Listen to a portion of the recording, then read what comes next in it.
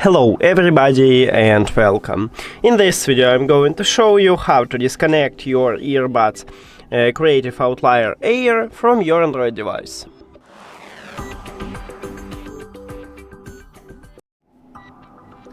You have to start by open settings and go to the connected devices.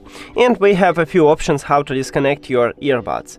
The first one, in the connected devices, you need to click the settings icon near to your main earbud. And then at the right side we have disconnect button, so we need to tap on it. But before I tap on it, I will tell you the difference between disconnect and unpair. So when you press the disconnect, it will stop Bluetooth connection with your earbuds, but leave it at the device list. And if you tap at the unpair, it will totally remove your phone from the it will totally remove your earbuds from your phone. Now let's tap on it, and now as you can see it disconnected.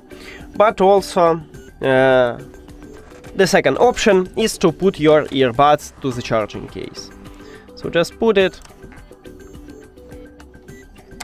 and now we also disconnected it, and this right earbud should be also the same devices, yeah, and we did it.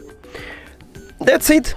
Thank you for watching this video. If you found it helpful, please consider subscribing to the channel and leave the like on the video. See you later!